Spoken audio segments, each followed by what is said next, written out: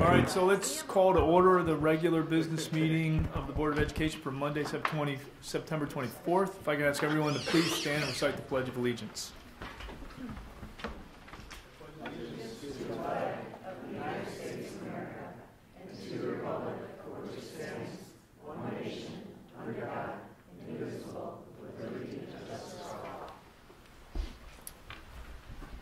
Okay, roll call, please. Jim Batson. Here. Pat Rudy. Here. Lisa Hessel. Here. Kevin Huber. Here. Scott Luce. Here. Aaron Lundstedt. Here.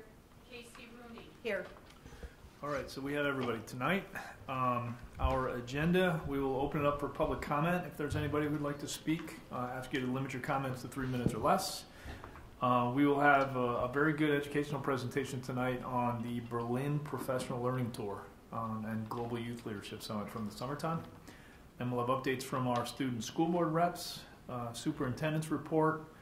We'll approve the consent vote agenda, which we reviewed last week in committee. We will have a brief update from facilities and finance, a couple comments on program and personnel, no property, no CETO. Brief CETO update. ISB, Jim? No. Okay. And then we will convene an executive session this evening.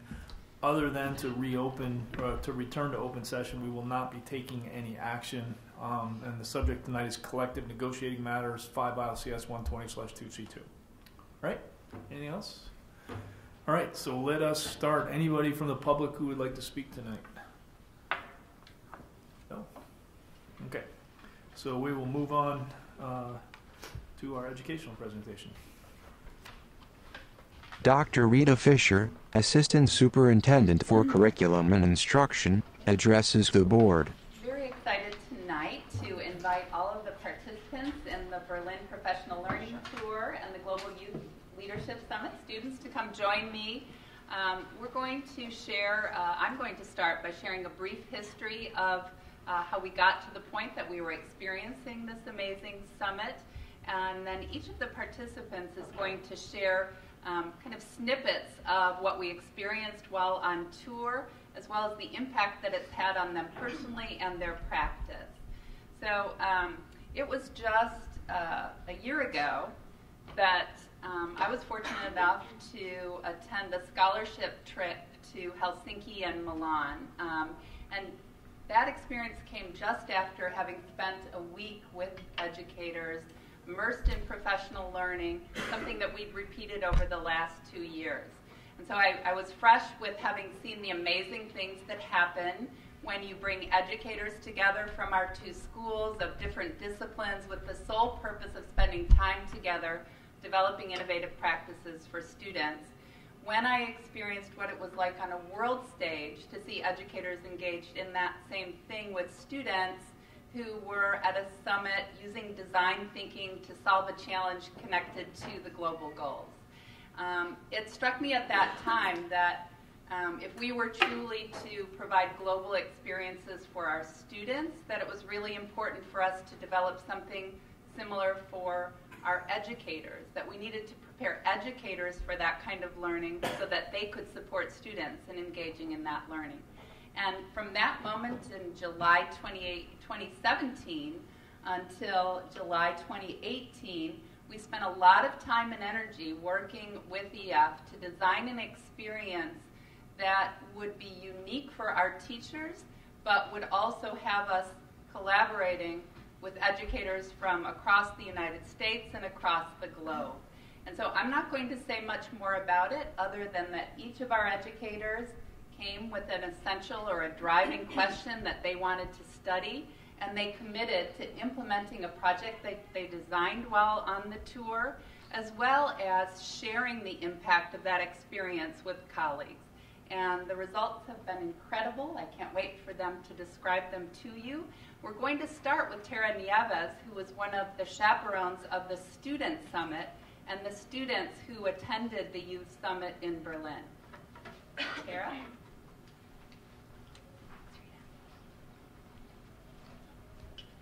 Hi everyone, my name is Tara Nieves, and I was one of the chaperones along with Emily Kerner from LHS.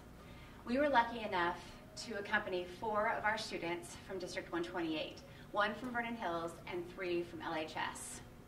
I'm going to let 2 of our students who are here tell you about their takeaways and their experiences, but I do want to highlight how well our students represented District 128 and our philosophy. From the very beginning, these students were dreamers and doers. We had 2 who were extensively traveled, 1 who had been to Mexico with her family, and 1 who had never been out of the country. And these 4 decided to go on this trip, which none of us had been on before, and become our inaugural group. Of course, our students are aware. They were aware of where we were and how it was different and how it was similar, and they were struck by all of the scenes that we were able to see. They were resilient and healthy. I saw them walk to the very tip top of Mount Pilatus.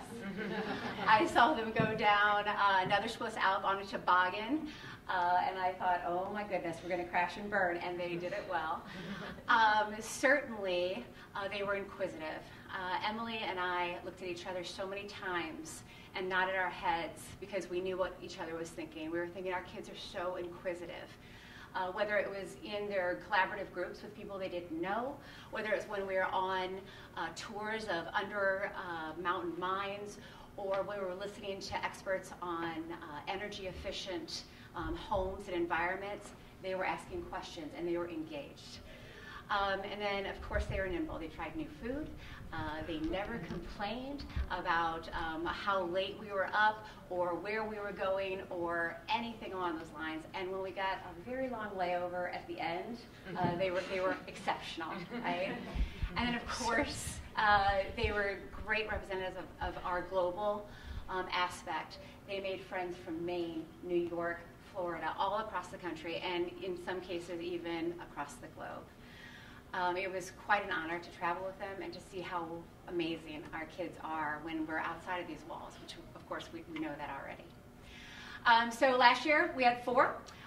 This year, upcoming year, we have 32.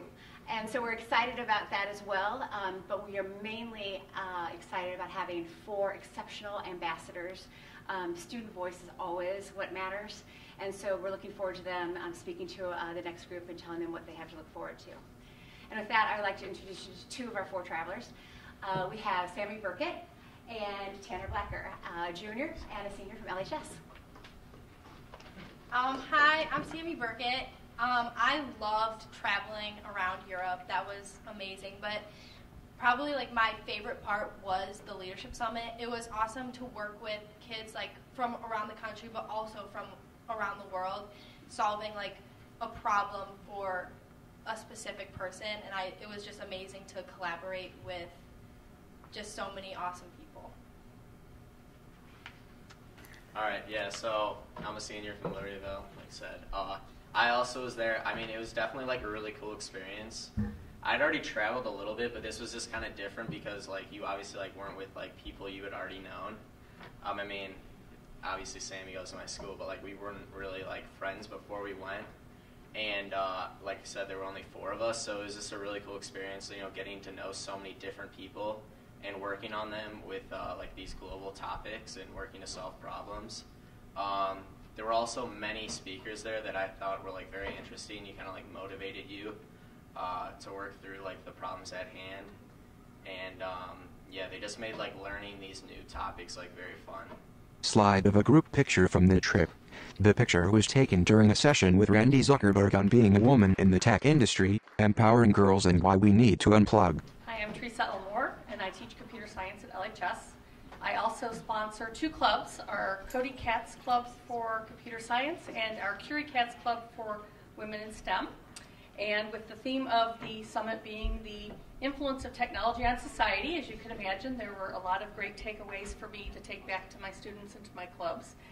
One highlight for me was getting to hear from Randy Zuckerberg, and she talked to us about being a woman in tech and empowering girls in STEM and how we need to unplug sometimes.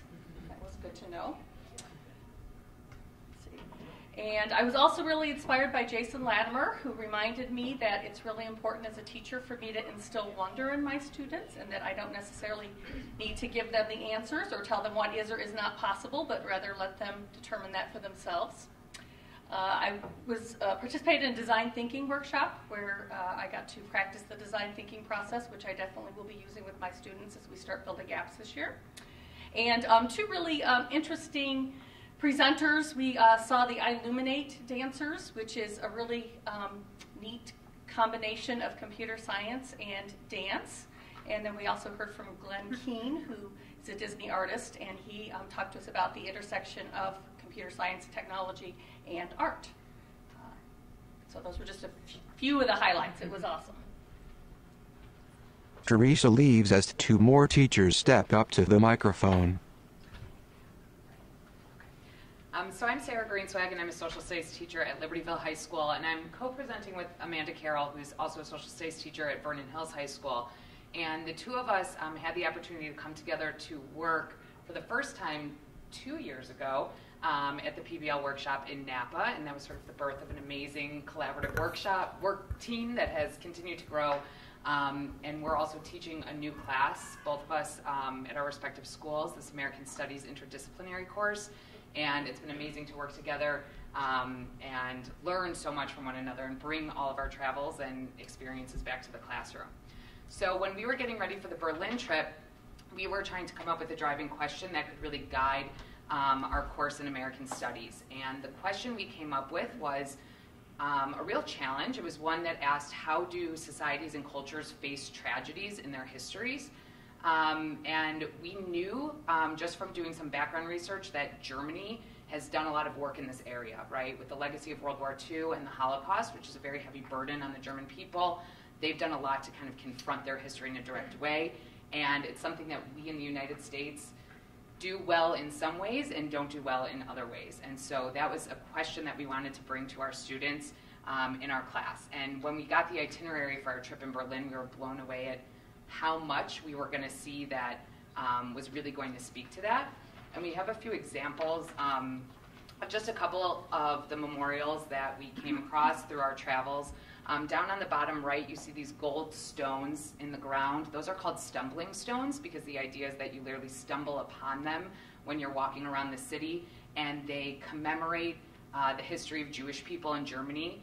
It marks places where homes and businesses used to be that were lost during World War II, and it gives names and birth and death dates to those people so that you kind of can't escape it as you're walking around.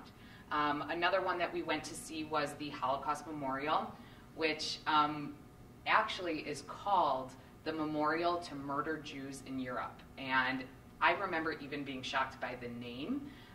That felt really confrontational to me in a way that was unexpected, but Mandy even said to me, you got to face your history. You have to talk about it like what it really was. And so those were just a couple of the lessons and things that we saw that inspired us to bring it back to our class. And on the bottom here, you notice this memorial. We were on a walking tour one of the days, and this is a square that's outside of a university. And you don't notice until you get closer that in the middle of the square is a room that is full of nothing. It's just empty bookshelves that are set there to mark the Nazi book burning that took place in this exact square. And when Sarah and I were at this square, we're like, this is it. Like, this is the example we were talking about. All of these memorials together that are commissioned by artists and tell a different story, and it's ways that you either stumble upon it or it's there, but it's part of the story and keeping kind of that history alive, but also not shying away from the tragedies. So what we started to see as we continued on are tons of ways that we could connect this to our own curriculum. And so actually this year, right away, we started talking about Native Americans in our history here in this country. And one of the projects that we did at both schools after learning about the Native Americans was for the students to design a memorial to the history of Native Americans. And so they worked in a group. They could take specific to like the Trail of Tears or something more of like a broader memorial. And this is one of those things, too, where you don't know where students are going to take it, and both of us were blown away by the ideas that these students came up with. There was everything from a walking path, a race that would raise money for Native Americans today who are struggling. Over here we had a boarding school. We talked about the experiences of boarding schools, and so the students created this boarding school memorial to Native Americans. And then this idea of student from LHS was the Wounded Knee, and so this would be a statue, and each scar would represent a different struggle. And so this is what students are coming up with simply us showing our trip pictures and saying, hey, we saw how they were commemorating their history, like what can we do here? Amanda Carroll returns the mic to Sarah Greenswag. And then another experience that just sort of happened spontaneously, as things do on a trip like this, was an eye-opening moment where we saw the meeting of two strangers, women who had grown up separately, one in East Germany and one in West Germany, and who met for the first time to do basically a panel discussion of their experiences, really focusing in 1989 when the wall came down. One of them, the one who lived in East Germany, had tried to escape and was in prison for 6 months when the wall came down.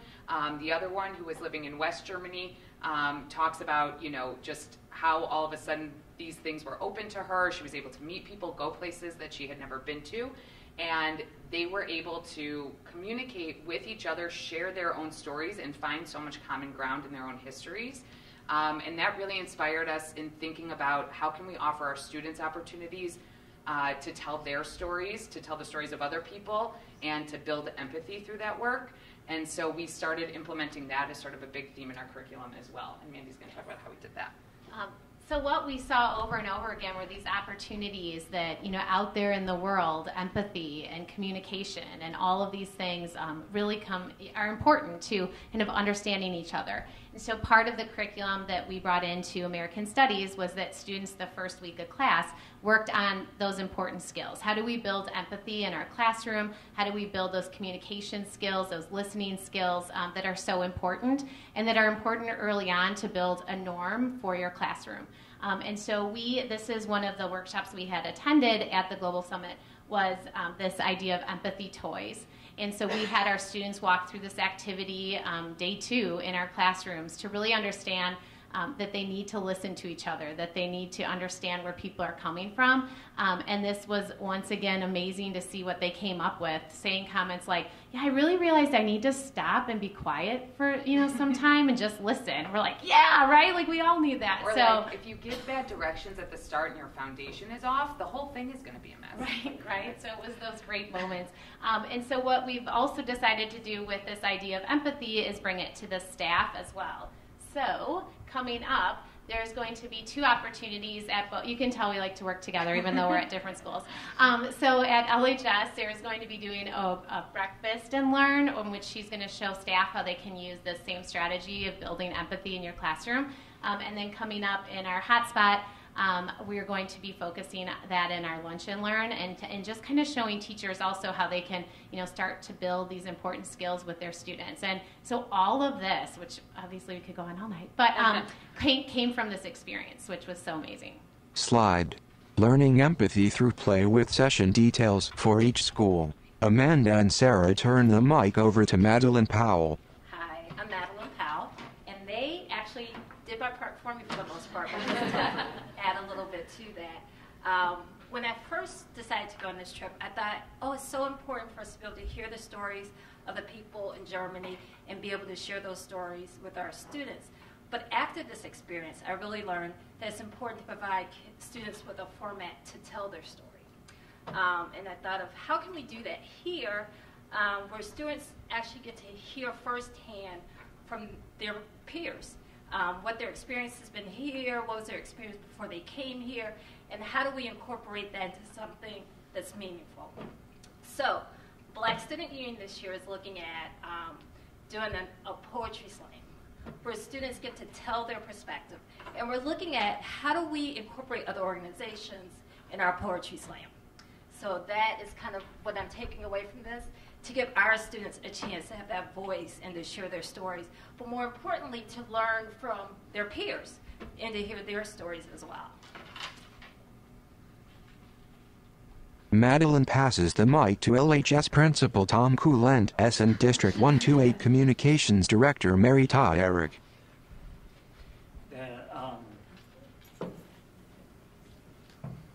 The emotions come back to me seeing those last pictures, because that was basically Hitler had built a massive hangar, airplane production facility in the center of Berlin, and it was going to be where the Luftwaffe basically conquered the world. And it was where Hitler's armies and Nazism was meant to literally take off and spread throughout the world. And now you read and heard a lot this last year about Syrian refugees, and that is the spot where all of the Syrian refugees, 1 million of them who have made it to Europe, are now being taken to spend time there, being documented, and then to be moved to relocation centers throughout Germany. The irony wasn't lost on any of us, this idea that where Hitler meant to take over the world was now coming to Berlin. And I could go on and on about that. But, you know, the one question you may have as a board is some of the value of this to the district. And as a principal, I can tell you that it was extraordinary, our team being together literally 24 hours a day, but, you know, for the 18, 19, 20 hours we were awake, it was nonstop professional conversations. And we were so open, we were learning so much that we were so open to learning that it made us able to really talk about how do we do this with our students? How do we bring these experiences to our kids? And I mean, I would be sitting on the bus after a long day just wanting to take a nap, and Matt would be talking my ear off about the connections here and what he was going to do in his AP European history. It was just an extraordinary professional development opportunity. And as a principal, I got to use this experience. We went to Siemens Global World Headquarters in Berlin. Siemens, as you know, is a huge company, really focuses on innovation, a lot of their engineering and technology. And when I was there, I was looking at both how do they run their organization, because as a principal, I wanted to see, like, how do they run their organization? What could I learn? But also, what does it mean for our students that we're creating and preparing to go into the world and maybe work at a world-class organization like this? And it was fascinating because we were there and they were talking about preparing their workers for the digital economy. And they said that Siemens hired sociologists and sent them all over the world for 2 years to do a study to say, what do companies need in order to be successful in the digital economy? And the sociologists came back after 2 years of traveling all over the world and studying innovation and tech companies, and they created this sign up here. This is in the Siemens office, this kind of graphic there. And basically what they found was about 25 different characteristics and skills that they said their young new employees need to have for Siemens to remain competitive in the digital economy.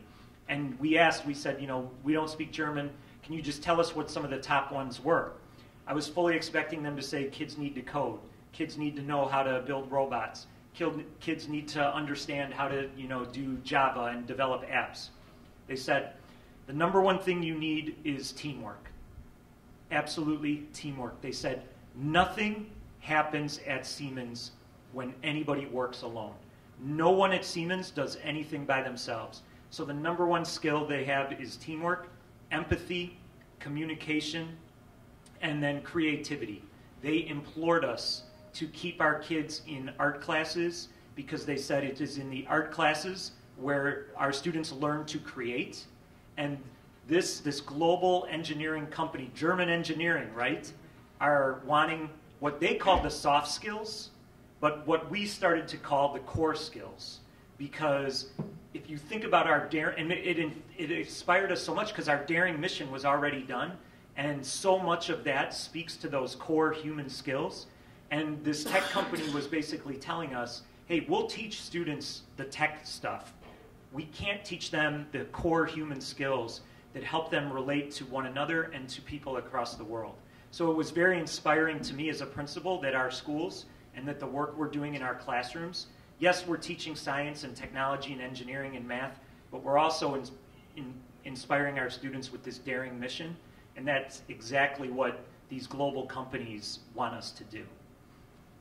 Communications Director Mary Ta Eric. So before we left for Germany, about 2 months before we left, we were able to make a connection with one of the executives at Siemens in Buffalo Grove, who was very excited about what we were planning to do with our teachers and our students in Germany. And they were gracious enough to give us some financial support for our trip, which was great. When we got there, Siemens, I don't know if any of you have ever had the opportunity to be there, but it's such a large organization, employs so many people, it's its own town. So it's Siemensstadt, is that right? So when we got to do the tour, you can see some of the people in the lower left slide are students who are from a variety of countries, Europe, India, they were from all over the globe, who were there to study and eventually, hopefully, work for Siemens. When we went to the leadership conference, we were also able to spend some time with them because they were participating in the conference as well. So we got to talk to them a lot about the differences or the similarities between our educational systems and answer their questions. And it was just a great opportunity for dialogue. And our hope is that Siemens, we will continue our discussions and conversations with them and see how our students can eventually get into internships and some of the global programs that Siemens offers. Matt Clifford replaces Mary at the microphone. Hi, my name is Matt Clifford. I'm a social studies teacher here at Vernon Hills High School, and it was a pleasure to spend time with my colleagues, and I want to echo Tom's feelings on it.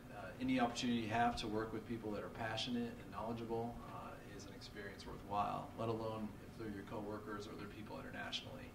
So one of the things we were able to do in our tour of Berlin is to examine the multifaceted approach of education in Germany. So through Siemens, we got to see the technological side. But I want to speak a little bit to a private school that we were able to visit there. As you can see in this picture, we have the Evangelische Schule, which is the evangelical private school that we went there. And what was fascinating about this school was their focus on problem or project-based / learning. So the PBL design, which is something that we were really kind of looking into on this tour, is there a way that you can influence students and really inspire them to take more ownership and passion of their learning? And so, next slide here. So here we have Florian. He's a bright mind in education, to say the least, a really fascinating individual and somebody that we are able to learn a lot from. But one of the things that struck us when we went in there was the global goals were one of the things that they had posted there that we really focused on here in our district. And they were in German, but we knew what they were because it's the same layout and the same graphic. So it was really fascinating. And the idea behind that is that students are trying to solve some sort of issue or problem within the world. So that was embedded into their curriculum. You can see in this other picture, this is the layout of how their days work. So the days are very different, I think, compared to the way we traditionally run schools in our area, because we're doing different things on different days. But they all kind of focus on marrying content with skill, which is something that struck me. I'm a history teacher. Content's really important to me. Sometimes when people are like, oh, we're going to skills, I'm like, but I want them to know stuff, and I get a little nervous. But what Florian was able to really show is the effectiveness of both developing skill and content with a model like this.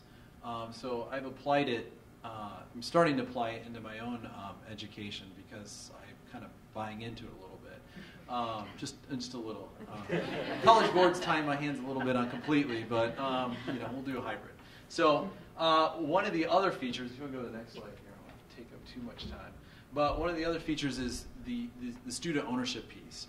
And it's kind of like, I think of it as dualistic ownership, because they begin to take ownership of their own education and their own projects that they have to work through, and for completion for graduation, they work through these different projects.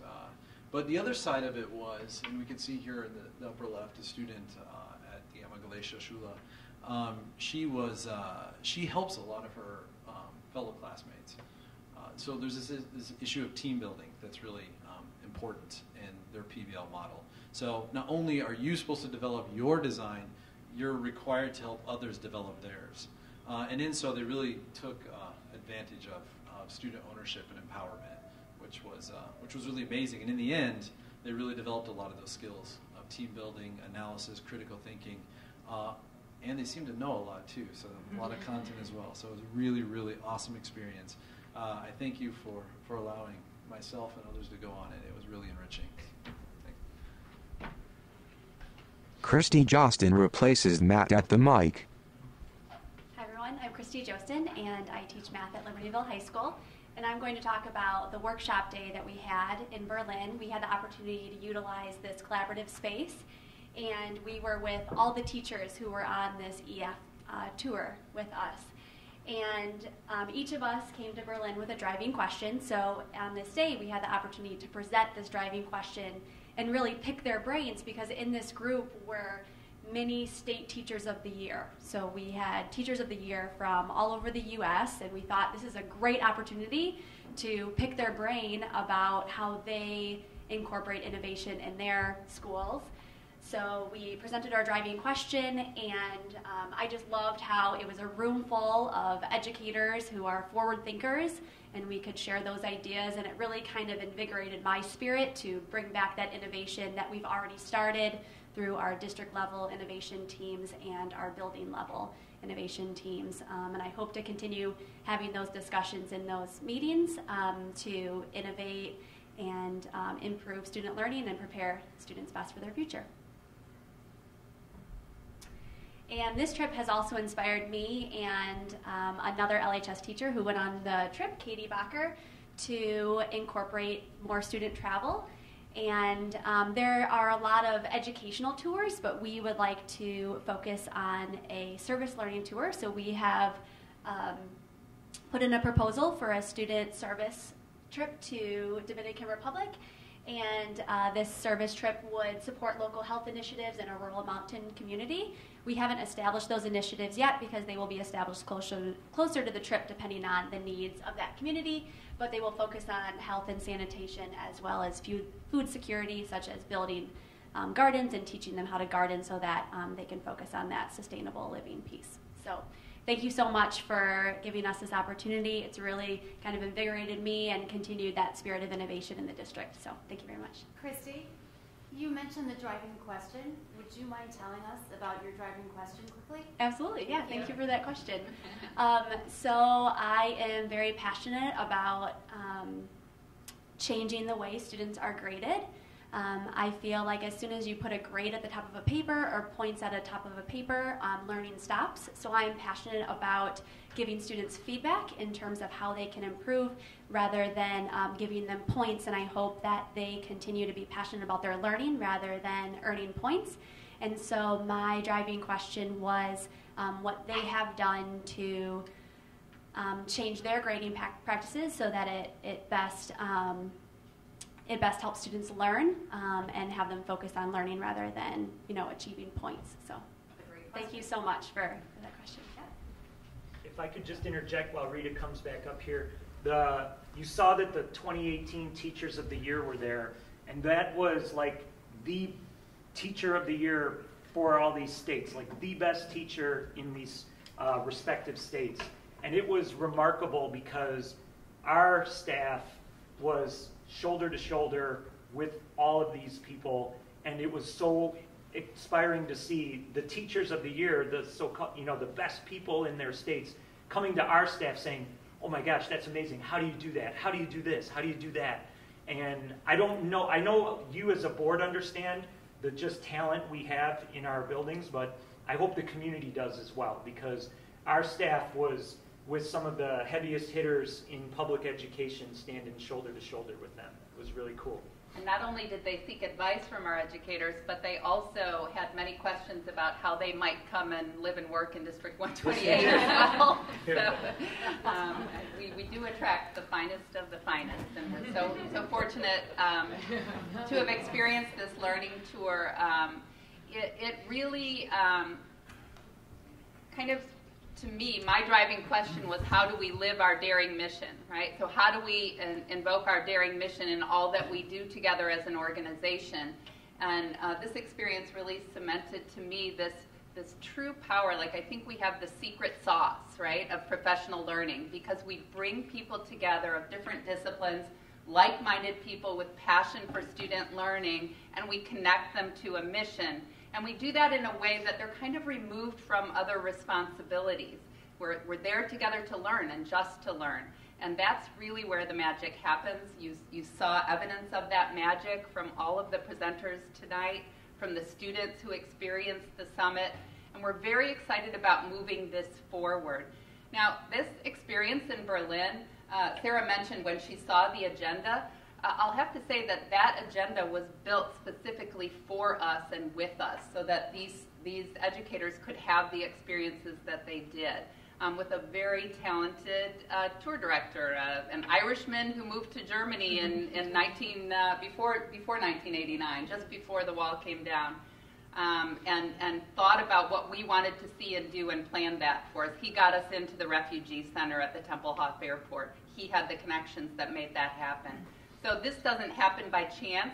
It happens by intention and with your support and with really the strength of our team and the passion that they put into this experience. Our plan is to repeat it in July of 2019.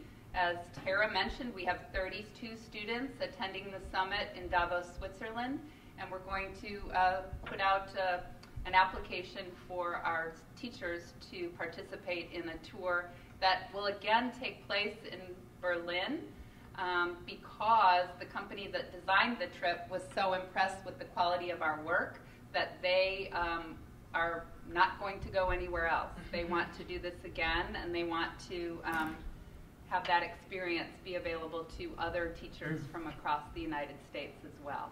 So I can't say enough about this, and I can't say enough that these educators are here tonight when they have responsibilities at Powderpuff across the street. So we do have a movie available to show you, but I promised everyone with their extra responsibilities that we'd do our presentation first, and then we could take a look at the movie. So I know you guys have to go. Any quick questions for them before they run? Board President Pat Grudy. Fantastic job. That's all I like. Thank you. All right, get out. A bulk of the presenters exit. Dr. Rita Fisher. I will say that the video we showed on opening day is about 20 minutes. We can go ahead and show that. If there is... Show some of it. I think it was well done.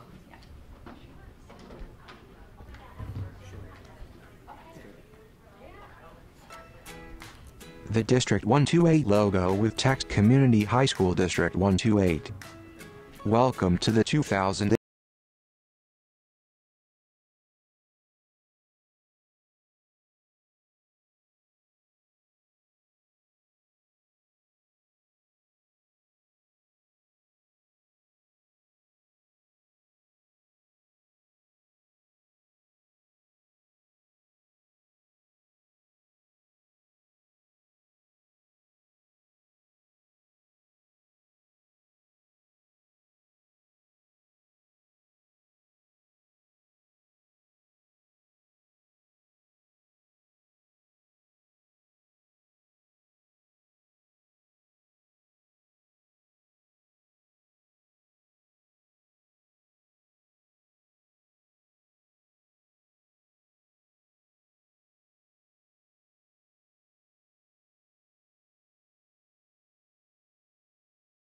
The most dangerous thing you can do in your career is to play it safe.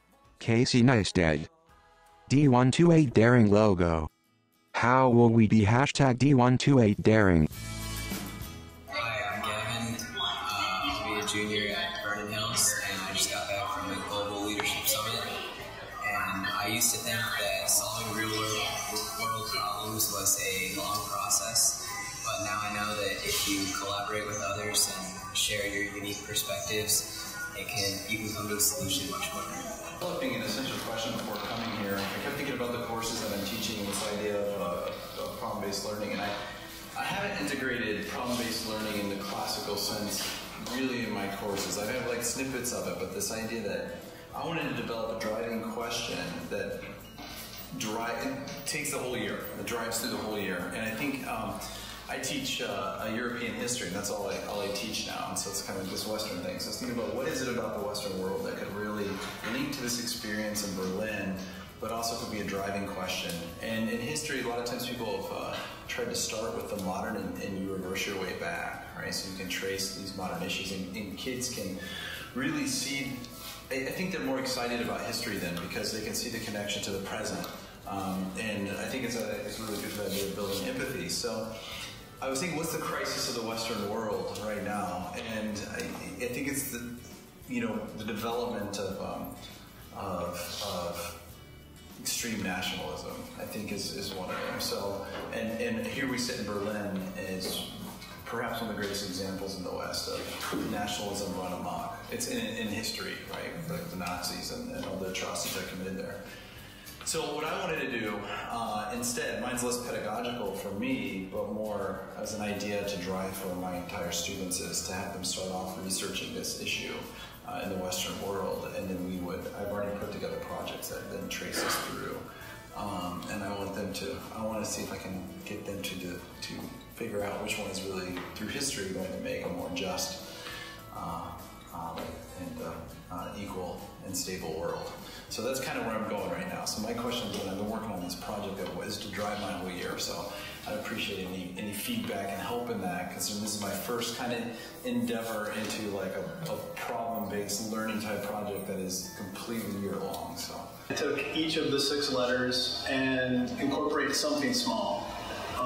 And I thought that would just weave it through the year instead of just doing one thing once in the year. If I could, exactly what you're saying, is if you could put a little bit in all the time, it just makes it more routine.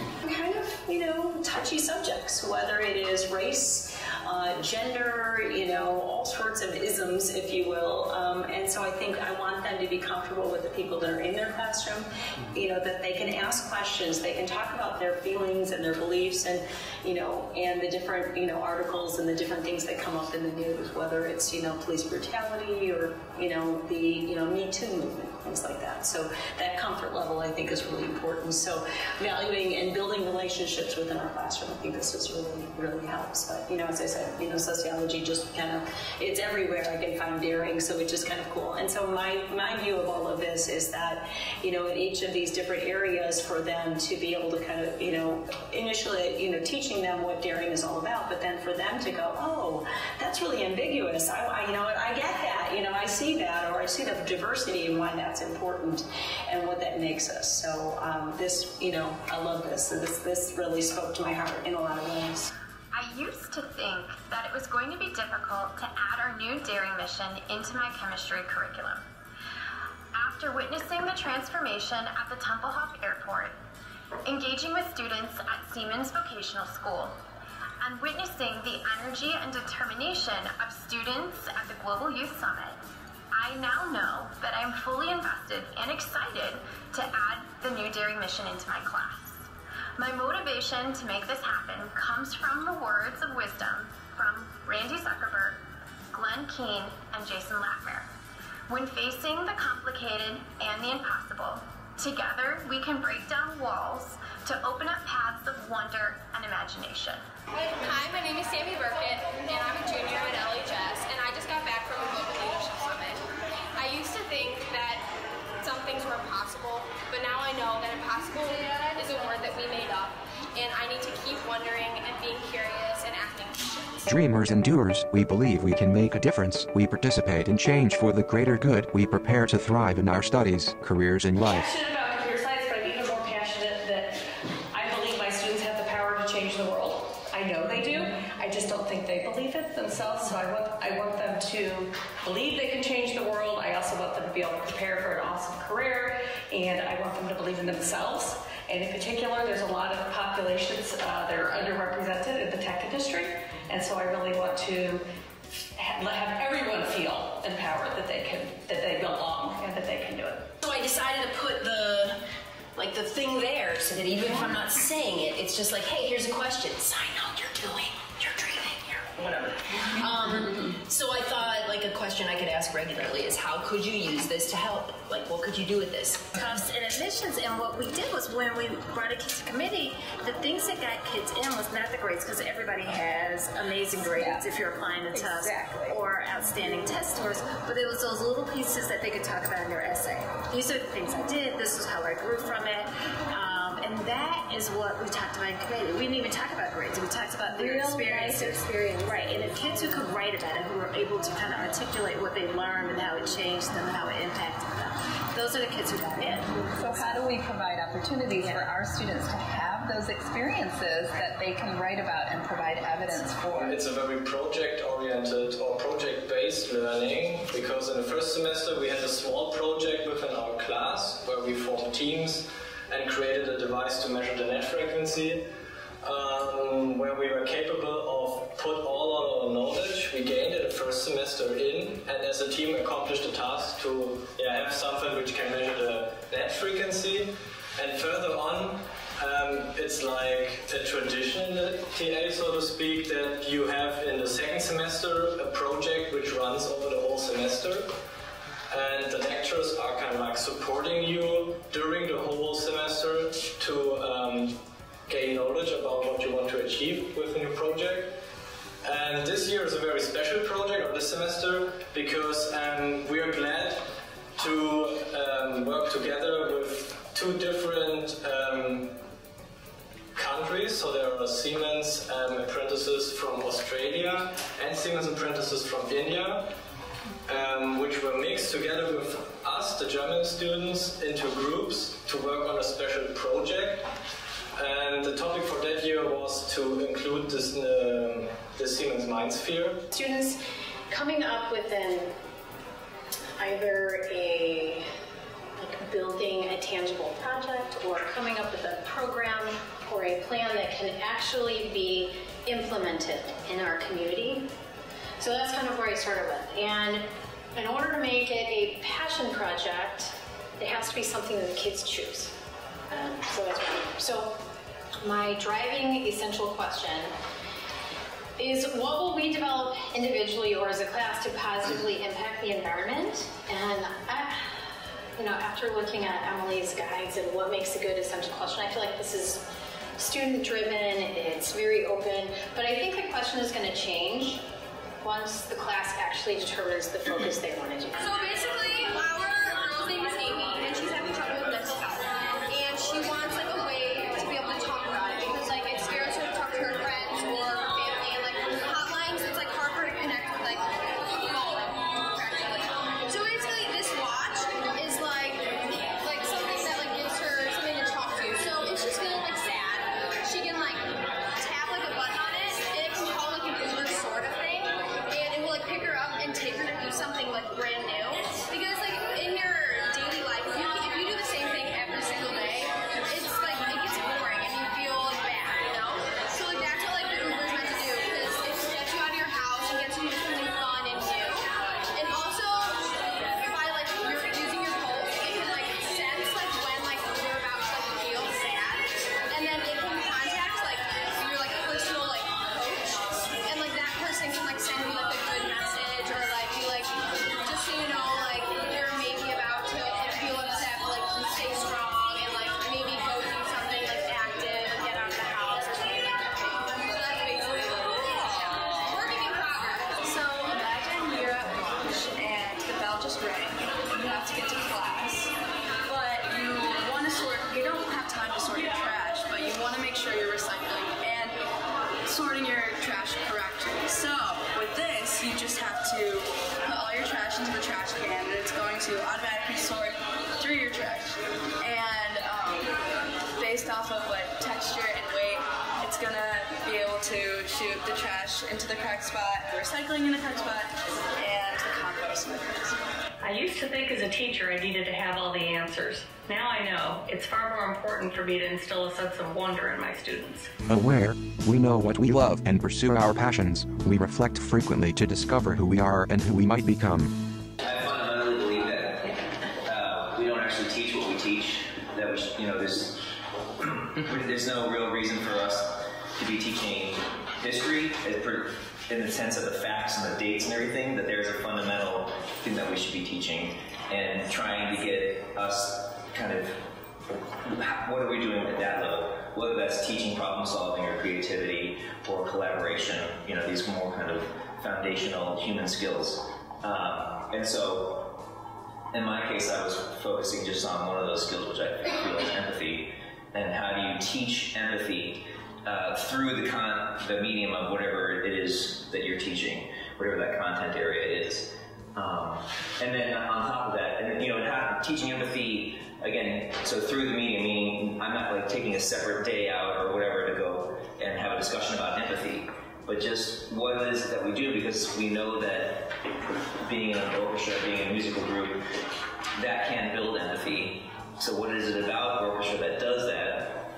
And then of course, how do I assess if I'm being, being effective at that? You know, or what exactly am I? Like make it a lesson plan. So I want to kind of focus on this idea. How do I know that I'm being successful?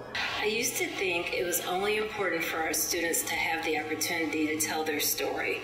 Now I know it's not only important for our students to be able to have a platform to tell their stories, but for them to also hear the stories of their peers and to learn from those stories as well. I want to use those questions that came from those cards. I type them up. And I plan to give like a different one each Monday, and it's just like the first 3 minutes of class or something. Like while I'm getting settled, this is what you could do every Monday. Tell me something about yourself. Starting a brand new blended chemistry course next year, and I was really focused on what can I do in this course. And with that, I had a very chemistry-focused mindset. And going through these whole experiences, it's really showed me to go with the person first, student second. So I kind of changed my question to how can I create more personalized learning experiences that enhance the whole student? So how can I open up more one-on-one conversations with students and get to know them more on an individual level? How can I take my structured day that I have right now and give students flexibility and freedom and creativity throughout the current structure that we have? So any feedback or tips that you guys have that you've used, that have worked, or even areas that you know haven't worked, I'd be definitely greatly appreciative of all that feedback. Experiences open your mind. We used to think, but now we know. I used to think that people were known as refugees. Now I call them newcomers. In July of 2018, I traveled with a group of educators to Berlin, Germany. One of the days we visited the site of the Tempelhof Airport, which was formerly used to construct the Nazi Air Force. Today it stands as a welcoming center for new arrivals coming from all over the world looking for a new start. Share your open mind experiences with the hashtag OMX. I used to think the books I love would take me anywhere, and that the primary sources and research and documents and graphics I read and analyze convey multiple perspectives. While that is true, now I know that learning in different locations near and far is far richer and deeper, allowing me to understand the unique people, culture, and context of each location. Place-based learning builds empathy and bridges and breaks down the walls that separate us far beyond the ability of words on a page to do so. Resilient and healthy, we take calculated risks to deepen our experiences and build our confidence. Learn this to like projects, but especially also doing these student talks where the teacher really sits down to you and listens what do you want to do, what problems do you have, and yeah, just do that step by step. I really learned how that it's okay to say what I feel. I didn't learn that before. And yeah, you learn a lot of skills how to interact with other human beings. And of course that helps speaking with other when you know you can do this and they will listen to you and they will correct you nicely. Then you see confidence to actually say something. I used to think of failure or being wrong as something to avoid. Now I know that we learn more from our failures than our successes. In fact, it's by making mistakes that we learn and grow. The largest arrow, yeah. Put that as your base with the grooves up. The arrow part pointing to is pointing to my right, so your left.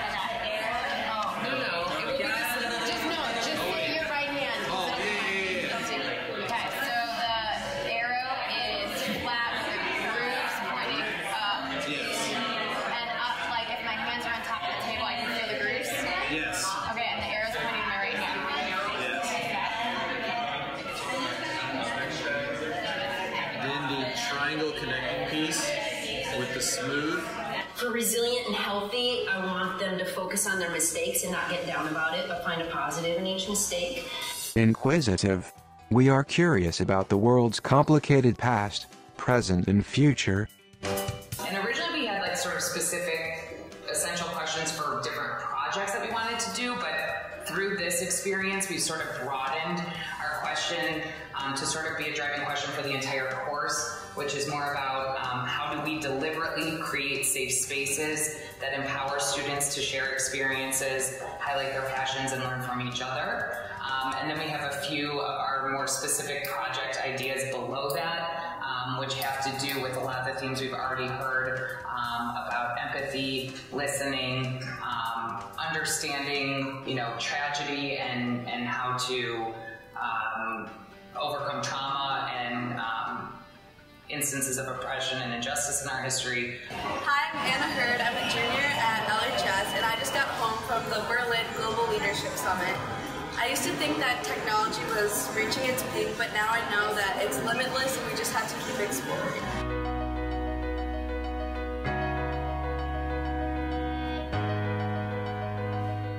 After attending the conference in Berlin, we had the opportunity to work with teachers in Europe and visit schools and check out the European system, particularly the German model, both the private and public school model, as well as the involvement of corporations in education.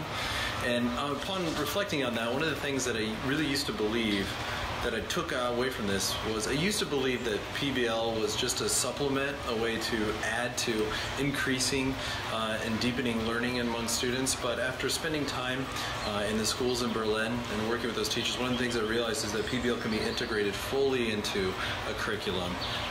And what it really does is it really helps marry content with skills, rather than keeping those things separate or letting one take over the other. The German models do a really good job of emphasizing both content knowledge and skills knowledge together. For the nimble thinking, what if Wednesdays? So, I don't know if this is the first one I had for the circumference area lab. What if the value of pi was 7? I know that's ridiculous, but I don't know. As ridiculous as it is, they're going to be. I used to think my job as a high school teacher was to help students turn into mature, responsible adults. But now I know that in order for our students to become responsible adults, I need to help them maintain their curiosity, their imagination, and their ability to make believe. That is going to make our world a better place. We're all teachers. We're teachers because we care about students and we want our students to grow. And so I thought, how can I change grading practices to really promote student growth rather than students' goal being the accumulation of points, right? They get the good grade because they accumulate the most points. So how can we change our grading practices to really promote that student growth? Maybe involve some idea of growth mindset in there.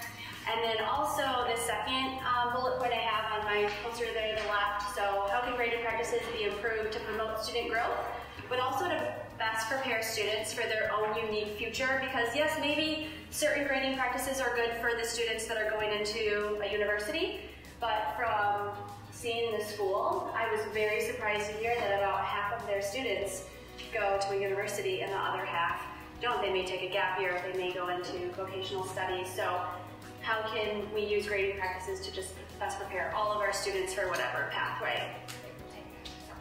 I would love to get your input on ways that you have changed your grading practices, you've seen teachers change their grading practices, or just maybe one of your ideas that you haven't even thought of to change your grading practices. So this is what I'm most looking forward to, is getting your thoughts and ideas to share with me and each other.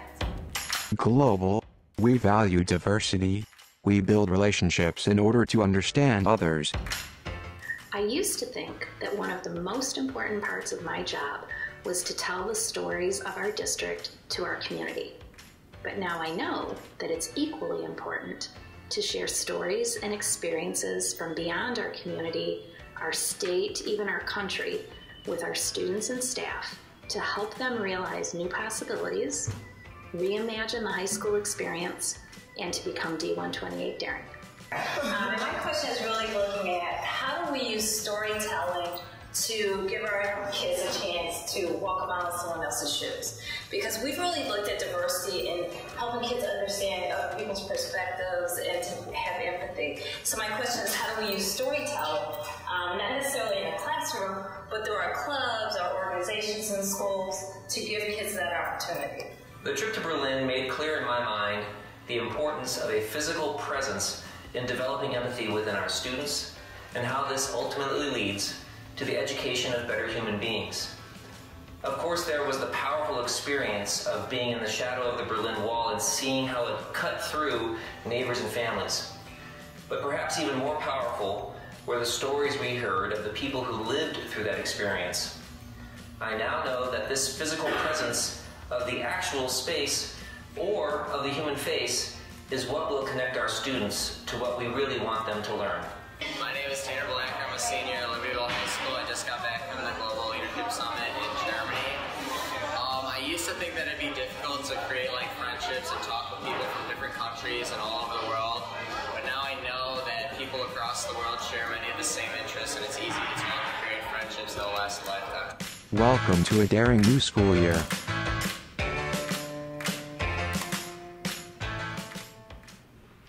D128 Superintendent Prentice Lee. Rita, any other comments? Thank you for patiently listening. Oh, that was great. All we had to share about our exciting events for making it possible for this group to attend and to have the impact that they're having. Well, we felt like it was very important, particularly with the creation and now the implementation of our daring mission statement. This is the most important thing that we'll do because it is really the path forward for the school district. So we took more time than we normally do for the ed presentation because of that foundation piece, not only for the board but for the community that will see that as well. And we want to thank Rita for her leadership, Tom and John, the district leadership team.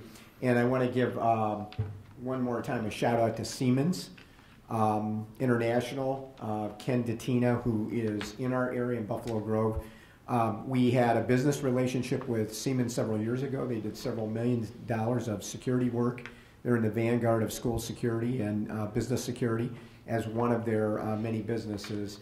They gave us a very nice amount of money to support the trip over there, knowing that we were going to be at Siemens over there. So thank you again to Siemens for their support of that project. I wanted to make one more comment in regards to financing the trip. You know, many districts will hire a speaker to come in and address the staff for an opening day presentation, and that speaker is often inspirational, but it's a one-shot deal that everyone's in the audience hearing the same thing, and you don't often have time to act on that and develop something. So I kind of see this investment in our educators who become the internal experts and leaders who stand alongside their colleagues every day doing that inspirational work as an alternative way to provide professional learning to our staff and a more effective one. I actually have a quick question. I'm a little confused about next year. Is it another Global Leadership Summit in Berlin that 32 students are going to? 32 students are attending the Global Leadership Summit as an ed tour that you've already approved. So it's typical to our educational tours that we've offered in the past, student funded. That's the one in Switzerland. It is in Switzerland, and so the company that offers the Global Youth Leadership Summit also provides opportunities for educators to connect to the summit. And because this year was so successful in Berlin, they are repeating that Berlin period prior to the summit in Davos. So they're bringing teachers to Berlin again to experience the trip that we really designed with them because it was so powerful. Any other questions? All right, thank you again. Great job. Okay, student school board reps, who would like to go first? You can begin. LHS student Zachary Elgadid. So to start off with athletics, the LHS athletic department rolled out a new initiative with Wildcat of the Week award. Students can get nominated by their coaches and receive a certificate and a shout out on Twitter. The program rewards athletes for excellence both on and off the field. And we'd like to recognize one girls cross country runner in particular, Peyton Golas, who was singled out for her extraordinary sportsmanship at the end of the race. She was seen by other parents cheering on not only our team, but others, and afterwards parents sent photos of Peyton to our school to make sure her extraordinary sportsmanship didn't go unnoticed. As for regular updates, boys and girls golf are heading out to the conference championship tournaments. The boys soccer team got local news coverage on Comcast, and the team also had over 100 participants in a packing session at Feed My Starving Children. The football team had an outstanding week with a 49-6 victory over Waukegan, and they now face Lake Zurich in their homecoming game. All levels of the Wildcat girls volleyball team won against Warren this past week, and the Cats also collected clothing for victims of the fire in Buffalo Grove. Libertyville is hosting 3 IHSA regional events this year: boys soccer, volleyball, and cross country. And at the last cross country invite, Libertyville placed 2nd overall, and the team is pleased with their performance. Finally, the girls cross country team also gave back through service work, attending a Feed My Starving Children session. For school ongoings, homecoming is quickly approaching, and the theme is Las Vegas, with Spirit Days all of this week. A new and exciting event this year is an all-school bingo game. There will be many prizes and a few mega prizes for those who cover their entire card by Friday. For homecoming, this week we have the football game, the parade, and the dance. We started window painting. The whole town is getting involved in the preparation. This passing Saturday, many clubs and teams were downtown painting storefront windows. The businesses downtown were so generous to donate their spaces, and the clubs and teams are incredibly grateful for it. It was a day of fun, and now the already bustling stretch of Milwaukee Avenue is filled with Vegas-themed paintings to coordinate with the theme of this year's dance. LHS student Catherine Corliss. Throughout the week, various groups will be working on their floats for this Saturday's homecoming parade. The day is set to be a festive occasion for the whole community. This coming Friday, we'll have our annual homecoming assembly. The week's Spirit Days will culminate in the class color wars, and the assembly will show the entire school's spirit. So on Wednesday, the annual Powder Puff game will take place. Senior girls will form a team and participate in an 8-minute game of flag football. Half of the teams participating will be assigned to the orange team and the other half to the black team. The team with the most victories at the end of the night will win. And as we just experienced, a few of the teachers will be coaching. So around a month ago, the AP Environmental Science classes decided to research the cause of the fish kill in Butler Lake. They're excited with their results, and the mayor, Terry Wepler, even stopped by to have a discussion with the classes. The AP Environmental Science students are excited about their opportunity to present their findings to the village and the Board of Education. The carpool lottery is starting up for students who choose to carpool. Winners will get gift cards to get free lunches, and restaurants are already joining in on the fun, gifting out to the high school gift cards to distribute after reading out about our carpooling system and its perks in the news. The week of September 3rd was not only a very welcome 4-day week, but also Yellow Ribbon Week. So Yellow Ribbon Week is an annual event which brings attention to the importance of mental health and helps us to normalize discussing it so that we can be healthier as a student body. Throughout the week, there was a stand outside the cafeteria where students could get information and small items like yellow ribbons to pin to their bags. To get the week started, there was a kickoff event with Life of a Wildcat on September 1st. Attendees decorated the school with yellow and positive health messages and enjoyed food and time in small groups to discuss mental health. Freshmen in particular got a chance to discuss mental health during their weekly Link Crew meetings. Leaders led group discussions about support systems and personal connections to mental health in order to encourage freshmen to consider it themselves. LHS student Matthew Wong. Alright, so an ongoing program which focuses on student health is the Wellness Leader Program. The leaders had their first meeting on September 11th. Leaders discussed what they feel is healthy and unhealthy at our school. Healthy food options and the late start time were both lauded, while they also had constructive discussions regarding drug and alcohol use, specifically vaping. So, to handle the growing alcohol concern, school and medical professionals came in for the Real Talk, a candid conversation about underage drinking in Libertyville. Sponsored by the youth health group Libertyville Connect, the event aimed to shed light on the issue of underage drinking in Libertyville. This event provided another angle by making it a family event, so that the discussion comes from many different perspectives. The event was so popular that the first event was fully booked, and a second date was already added so that more families could participate. This event featured 2 Libertyville High School student speakers, Matt Smith and Maya Grilovich. At the event, they spoke about their prevention-oriented leadership experience and how they are hoping to influence our student body and help build a stronger, healthier culture at Libertyville. The Principal's Advisory Board recently had their first meeting. This year's board is composed of 35 students from all grade levels, who will work together throughout the year to advise the principal principal about issues at Libertyville High School, gathering feedback from the student body, and working towards making our school a better place. Board members will be involved in a committee of their children, choosing out of 6 options: rules and policies, educational innovations and learning spaces, campus sustainability, culture and student life, public relations, and health and wellness. From the first meeting, we can already see that the board meetings have many ideas for how they want to help shape our school. So, and finally, for fine arts, the 2019 Illinois All-State production will be in the Heights. Albert Sterner is a junior who is in All-State this year. When we spoke to him, he raved about the experience, saying All-State is really an incredible experience as you're with so many like-minded kids from Illinois who all want to put on something stellar and amazing. The community and environment that is striving to do their best really pushes me to do my best. He went on to discuss the significance of the production, saying, if I continue to do theater with these are the kids I'm going to be doing it with in the professional world. These are Illinois' best in terms of high school theater, and making those connections is what's extraordinary about this program. And VHHS student Taylor Fenn. Okay, so tonight we are recognizing sophomore Magdalena Zuchek, who recently traveled to Brazil for this year's 2018 Junior Pan American Karate Championship to compete in the 14-15-year-old 54 kilogram plus committee division.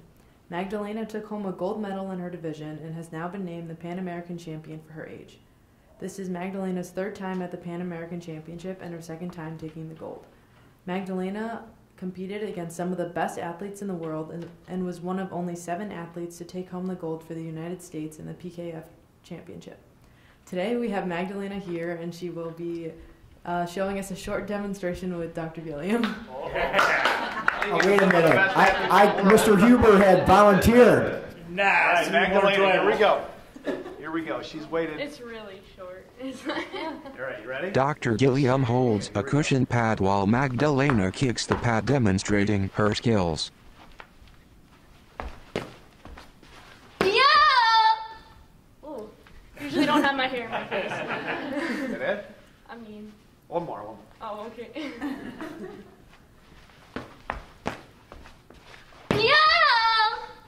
Awesome, you were here.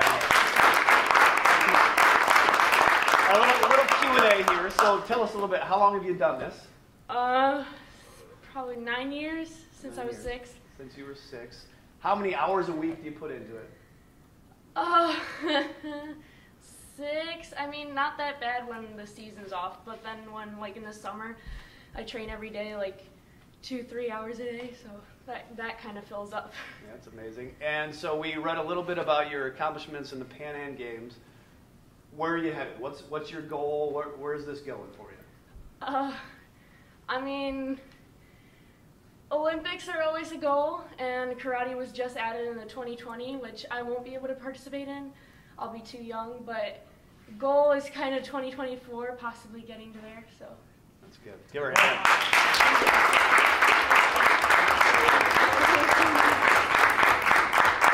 VHHS student Taylor Fenn. Okay, so this week Vernon Hills will be celebrating its annual homecoming week filled with all kinds of spirited festivities.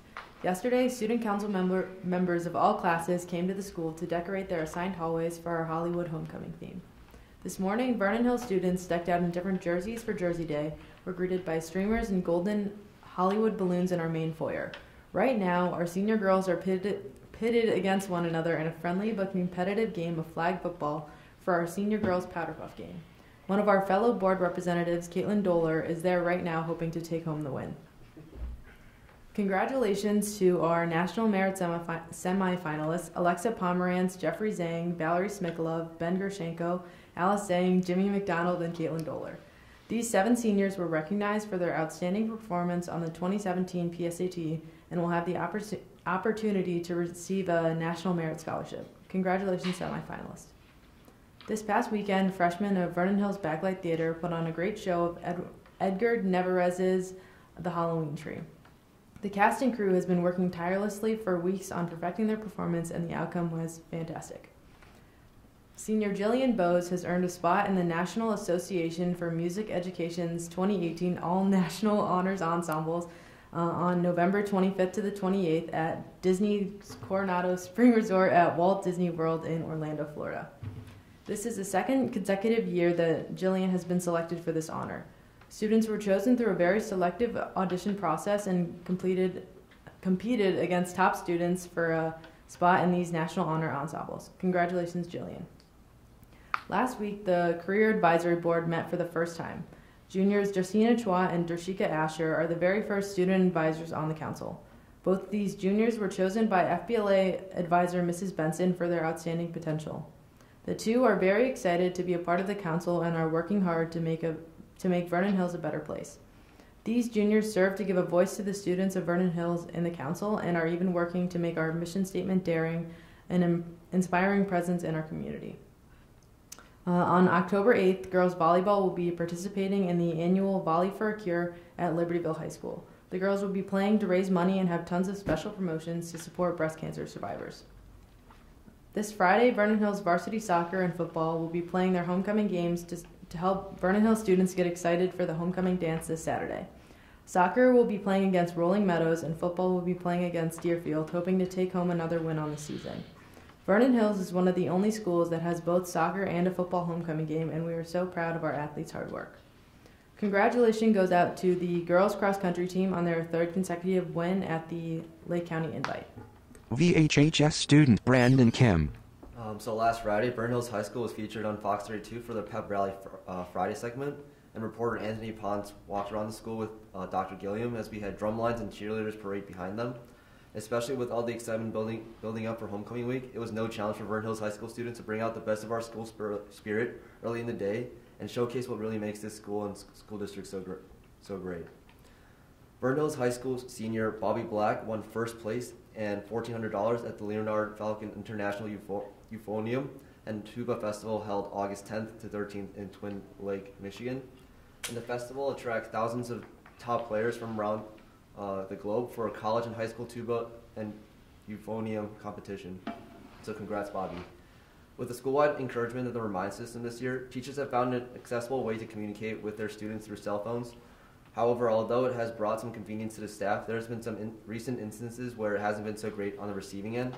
So we've had teachers send Remind messages to parents instead of students. And there have been times when students get added to groups that they are not a part of. And this has caused some confusion for students early this year. And it seems to have become an issue that we may have to take a look at. Coming up on October 10th is our annual Right Assembly, where we encourage freshmen to build respect, integrity, and trust for themselves, their peers, and their school. And this experience has not only allowed students to reflect on how our actions may impact ourselves and others, but has also become an opportunity for freshmen to meet others like themselves. And the senior right leaders will be running activities that revolve around these themes that day. That same morning, as juniors are taking their PSATs, seniors and sophomores will be given service opportunities at Feed My Starving Children. And this is another great example of how Vernon Hills High School students are going above and beyond for our community. We also had our Yellow Ribbon Week last week, where we raised awareness on mental health and suicide prevention.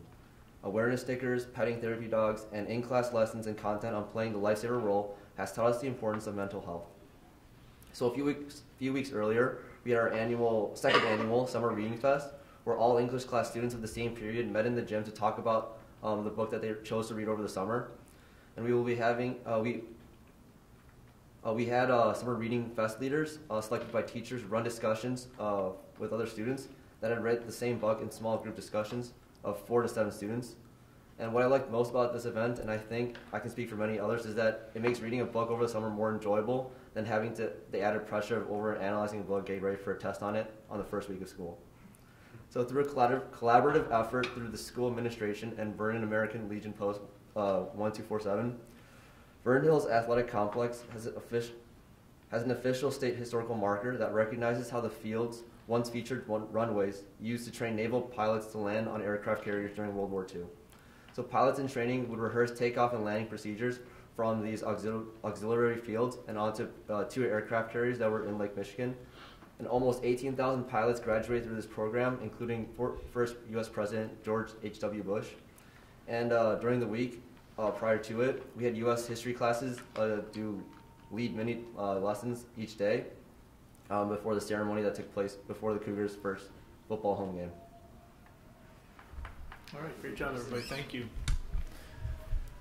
All right, you guys are free to leave whatever you want to do. Okay, superintendent's report. More good news. Yes, and the students did such a great job. So my list is a little shorter tonight than it normally is, so thank all of you. Again, VHHS senior James McDonald has been named this year's VHHS winner of the Daughters of American Revolution Good Citizens Award. The winner is selected following a vote by faculty for the senior student who best exhibits the following characteristics: dependability, service, leadership, and patriotism. The following LHS students have earned induction into the International Thespian Society, ITS, as active members of LHS Troop 1344 in the 2017-18 school year: Ethan Chen, Abigail Sema, Julie DeNoya, Jacob Kemp, Bailey Latka, Alice Lillydahl, Aaron McCain, Haley Knoll, Zoe Randolph, Kirsten Tawander, and Lynn Tran. LHS graduates Ian Liberto, LHS 01, and Cassie Austin, LHS 13, have been chosen for the cast of the Broadway national tour of Hello, Dolly. District 128 Communications Director Mary Todrick and Assistant Superintendent for Curriculum Instruction Rita Fisher received the Golden Achievement Award of Excellence in the 2018 Communications Contest sponsored by the Illinois chapter of the National School Public Relations Association, or IMSPRA. They received the honor at the September 14th IMSPRA Communications Contest Awards Luncheon in Oak Brook. Golden Achievement Awards are presented for projects that encompass excellence in all aspects of a public relations program, from research to planning, implementation, and evaluation. Mary Todrick and Rita Fisher received the award for their entry, District 128's Daring New Mission. So congratulations to Mary and Rita.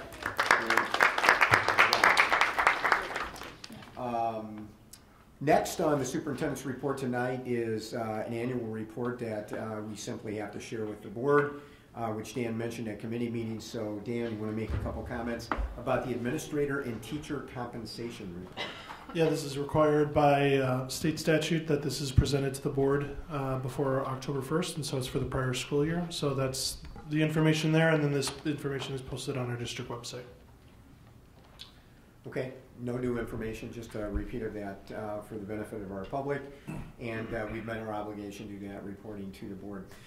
Next on the superintendent's agenda tonight, at this time of year, we have collected data from the past school year on our performance recognition bonus that's part of the teacher contract and continues in the one-year agreement this year. Originally, that recognition bonus had 5 components in the mix for consideration, and over the past few years, the state no longer tests PARC at the high school level.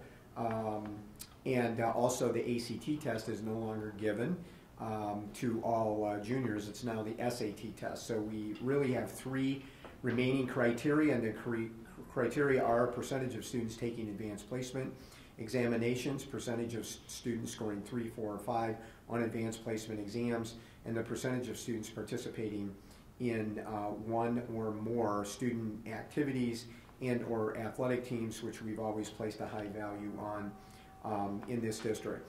So I'm pleased to report to you tonight that the district has met all 3 of the remaining 3 criteria, and again, our trend chart on student participation and student achievement academically as well as extracurriculars continues to be very strong. So I am recommending to you tonight that we authorize the performance recognition bonus payment, which usually happens the first Friday in December. In addition to the teachers, this was conceived as a team recognition across the district, unlike merit pay, which is really targeted to individuals. This is really a recognition for the entire district under the philosophy that everything everyone does in the district every day ends up having an impact on whether our kids are more successful and they're more involved. So making the recommendation tonight that not only that we provide that bonus to the teachers, but as we have from the beginning of this recognition bonus, that that is also given to administrators and our support staff, our ESP. Okay. So I'm looking for a motion. Is there a motion to certify and authorize a performance recognition bonus? So move. For a second? Second. Any discussion? All right, roll call, please. Batson. Aye. Rudy. Aye. Hessel. Aye. Huber. Aye. Luce. Aye. Munstead. Aye. Rooney. Aye. All right, motion carries. And just wanted to note about the performance recognition bonus. The performance recognition bonus continues, but is subject to negotiations as part of the negotiations with teachers in any process, so that'll be subject to continued collective bargaining moving forward as we start to bargain this year for the end of this one-year contract that we have moving forward. Okay, next on the superintendent's report tonight, LHS pool project update. Mark. Director of Facilities Mark Koopman. Good evening, everyone. Masonry is moving along. We're starting to look like a building. The north wall has gone up. It's almost complete. They have started working on the vapor barrier on the north wall. The south wall has been started, as well as the bearing wall that's going to be the connection between the pool and the building itself. They're working on the overhead plumbing for the roof drains, so we can get scheduled to get the vapor barrier put on the top of the roof. Once that's in place, the site will be waterproof on the inside, and then the final roof will go on after that. They're working on this week finalizing the water main and the rest of the storm sewer on site, so we can begin to prepare for putting the road around the building and the parking lot and getting all that base in. The project's still on schedule at this point. Budget. Board Member Scott Lewis. Yep, meaning that we're on budget. Yes. Okay, so just let's repeat that for the record. So the question was? Still on budget. The answer was? Yes. Okay, we're good. Yes. Okay. All right, did that answer your question, Mr. Luce? Deeply, yes. Okay. All right, great. I think we're going to save the update on the additional 69 space LHS parking plan. We have one item on the F and F part of the agenda tonight, so we'll just give an update on that, and we're going to be moving forward pretty quickly on that. Okay, next on the superintendent's report, we had 2 FOIA requests this month, and as we are required to do, I will read those into the record. The first was received on 8/23/18 from Adam Andrzejewski from Open the Books, American Transparency, 200 South Frontage Road, Suite 106 in Burr Ridge, Illinois.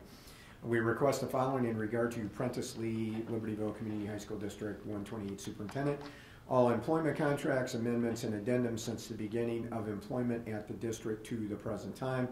That's about 14 years, as I recall. The current accrual balances of unused sick days, holidays, and vacation days broken out by employee name, position, title, current salary, or pay rate, and date of hire. The district policies in regard to cashing in unused sick days, holidays, and vacation days. Brian did the follow-up. The response date was, deadline was 8/30/18. We responded at 8/29/18. And the time spent was 3 hours. And I will note for the record, we receive these types of requests from time to time. 8/27/18, Josh Fine, Senior Segment Producer, josh.fine@hbo.com. Yes, that HBO. HBO Real Sports with Brian Gumbel. For the school year 2007-8, 1, the percent of the high school population that was eligible for free or reduced lunch. 2, the number of boys who played high school football.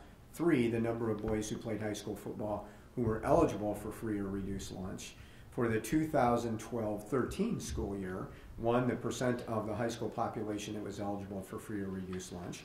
2, the number of boys who played high school football. 3, the number of boys who played high school football who were eligible for free or reduced lunch. For school year 2017-18, the percent of the high school population that was eligible for free or reduced lunch. The number of boys who played high school football, the number of boys who played high school football who were eligible for free or reduced lunch. Bryant Kelly did a follow-up along with LHS and VHHS student services personnel. The response deadline was 9/4. We responded on 8/30/18 and spent approximately 4 hours compiling that response. So we had 7 hours in total, roughly, on the 2 FOIA requests, responding to the 2 FOIA requests we received this month. And Pat, that completes the superintendent's report. Hold tight. A couple things, 3 things actually. Back to the FOIA. Yes. Brian, this is more for Bryant. For Adamich, open the books, Mr. Transparency. Can you explain what number 2 exactly is? If he asked for apprentices information alone, what exactly is number 2? By employee, isn't that by default what he asked for? So I think in his email he cut and pasted, and he had requested at other districts a lot of people. So when he said by employee, it could, part of it when I got the FOIA request, it was in different font. So it looks like he cut and pasted a lot of stuff. So when he said by employee, our only employee was Prentice. Okay, thank you for that. This is more of a question to maybe Dan, or we voted to certify the bonus. Yes. Can we have a 1-page summary perhaps at the next meeting that just shows what the metrics of the 5 were at the beginning of the contract, the 5 things that you talked about, and how they progressed down to 3, and how those things, thank you. Again, we probably should have seen this prior to the vote, but yeah. And again, the bonus is by contract, so this, again, you attest that these are good, and yep. We're all good. Thank you for this. Did you have enough for everyone? Yeah. Okay, good. I think we're good there. Sorry, I had that in my pocket. No, all good. And then the final thing was maybe at the next committee meeting, can you educate us on the concept of, there's been a lot of discussion regarding shared services, how that works in communities. I think our Mundelein may have just done something recently. Yeah, with one of their 3 districts, one of 3 of their elementary districts. So maybe, could you set aside some time maybe at the next F&F just to kind of address any questions or just educate us on what that is? Because again, we know it's not consolidation, and it's different things to different people. So I'd appreciate if we could do absolutely. That. And it's not a panacea. As Kevin has noted, Mundelein actually has 3 elementary districts that feed into them. Their shared services agreement is only with 1 of those 3 districts. And there are a number of factors that go into that I've talked to several of you about, independently in terms of that. But certainly not a panacea. And I would just always caution us, along with the other local boards, that our 7 board members and our administration are really here to ensure the high quality of our district, first and foremost, moving forward as we enter that discussion. But I'll be happy to outline some of those things, Kevin, at the next committee meeting. Thanks. Okay, is that it? Yeah, that's it. All right, so next, the consent vote agenda is listed. We did review this a week ago, so if I could ask for a motion to approve the consent vote agenda as listed. So moved. Is there a second? Second. Any further discussion? If not, roll call, please. Rudy. Aye. Hessel. Aye. Huber. Aye. Luce. Aye. Lundstedt. Aye. Rooney. Aye. Batson. Aye. All right, motion carries. Facilities and Finance Committee, Chairperson Luce. We have one item. We have one item, bid award, LHS Aquatic Center new parking lot. Dan. Yep. So part of the approval with the village in the approval for the additional parking at LHS, we bid out the earthwork and the paving associated with that project. There's still landscaping and the fencing to bid out and award, but in terms of the other 2 trades, the earthwork and the exterior paving, were done and received. For the earthwork, we received 2 bids. Berger and DK Contractors. The apparent low bidder is DK Contractors for a bid of $187,985. And then for the paving, We received 4 bids. The apparent low bidder was All Star Asphalt at $129,800. However, we have service concerns with All Star based on our prior and current experience with that contractor, and we are not recommending to go with them. We don't believe they're responsible. And so really the next what we believe is the lowest responsive bidder is Abbey Paving for $130,965. So it's a difference of about a little over $1,000 in there that we would recommend for approval. For that, both bids came in relative to what we were expecting in terms of the estimate. The earthwork was estimated at $215,000, and so the bid amount would be $187,000. And the paving was estimated at $109,000, and this came in at would be about $130,000. So one was up, one was down. So we're right on with track with what we're expecting in terms of the bids. And so I think the idea is we're looking to go for approval at the October 8th meeting. Special meeting. Have a special meeting to approve that, and that's perfectly within our timetable for schedule wise to be able to get it done. Any questions? No, Dan, can you just comment on the vendor you're not recommending, the prior experience? Sure. I'll let Mark speak to some of that. They worked for us in a project a few years ago at Libertyville High School, and we had spent extra time making sure that the work was done properly, especially in the floodplain. So our consultants, we had extra fees along with that.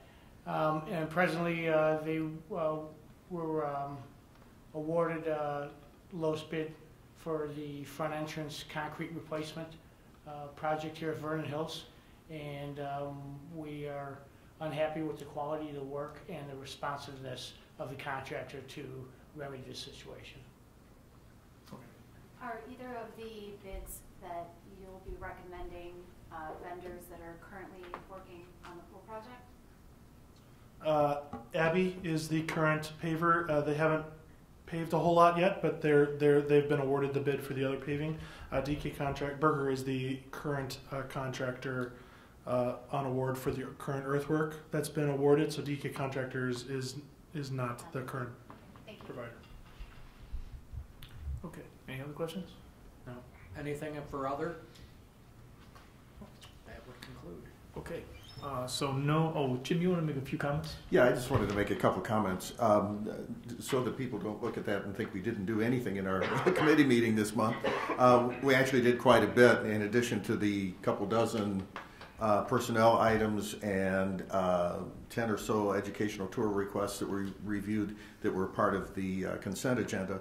We also are doing something somewhat unique, and I thank all the people for the patience in that meeting, and that is we're going back and we're reviewing policies that we're starting with policies that have significant responsibility for the board, something we have to take action on a regular basis, that type of thing. But nevertheless, we're going through a methodical review just so that we have a fresh set of eyes on our policies, on all board policies. To our knowledge, we don't know of any other district that's taking this initiative to do that. So I think it's valuable, and I appreciate the folks that attend that meeting going through those. We reviewed 3 at this last meeting, and we'll have an ongoing list. And I also thank Brian for going through the effort of pulling those out and calling those out so that we can review those on a regular basis. So that's it. Okay. Question? Yeah. Just again, I think we briefly talked about performance evaluations for our leadership. Just briefly, we talked about that at the last meeting. Any further follow-up on that at this point? We're rolling it out soon. So, yeah. Well, again, specifically our CEO, we're going to roll that out. Okay, because again, I thought we were under the impression we had something and we just needed to fill it out. That was at least what was presented to me. And not presented to me, but when we talked, maybe I misunderstood, but I thought we had a process in place. We may have not done it timely, but I thought we had a process in place, and I just... Yeah, no, we will. We'll get that done. Yeah, we do. That'll all be coming out. Okay. That's it. Thank you. All right, Cito? Yeah, we had our quarterly governing board meeting on August 29th, and at that meeting, it was a budget meeting, so we took a while to get a quorum, had to make some phone calls. So people were a little worried about that, but eventually we did have enough governing board members attend. The budget was approved. Fiscal year 19 was similar to the one I presented in June. It was about $1 million more. Sorry, I gotta put my glasses on. So it was unanimously approved. The $65,986,100, and with it a fund balance of $16 million. So it was up $1 million from June because of its expected increased enrollment.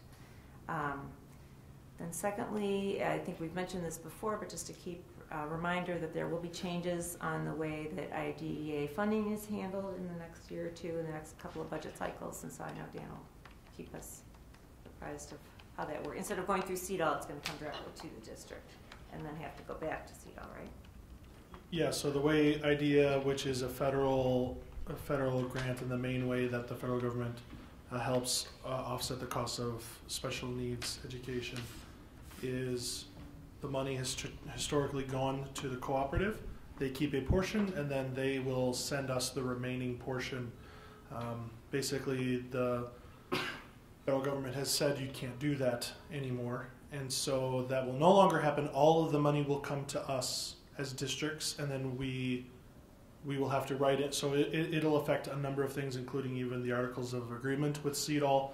So there's going to be significant changes to some of those procedures, hopefully very small changes to the language in the articles, but that's going to be a feat certainly for CEDAL in this year. So that will be significant, but in terms of, it's not really good. What will change on our end is more revenue, but also more expenditure, because we're going to get more of that money rather than only getting what CEDAL didn't keep. So there's going to be a number of things involved with that. Thank you for that. And then just lastly, just the tuition for our district for CEDAL for the actual for 2018, we had 37 students on average daily enrollment, $1,156,215. They're expecting that next year that number of students will go up one, and expecting about $1.2 million will be our tuition. There, that's my report. Okay, great. Thank you for your continued efforts there. Okay, no ISP. So if I could ask for a motion to convene an executive session. Tonight's topic, collective negotiating matters, 5 ILCS 120/2C2. So moved. Is there a second? Second. Roll call, please. Hessel. Aye. Huber. Aye. Luce. Aye. Lundstedt. Aye. Rooney. Aye. Batson. Aye. Rudy. Aye. Okay, motion carries. And again, we have no plans for any further action after the executive session tonight. So good night, everybody. Good night, Stuart.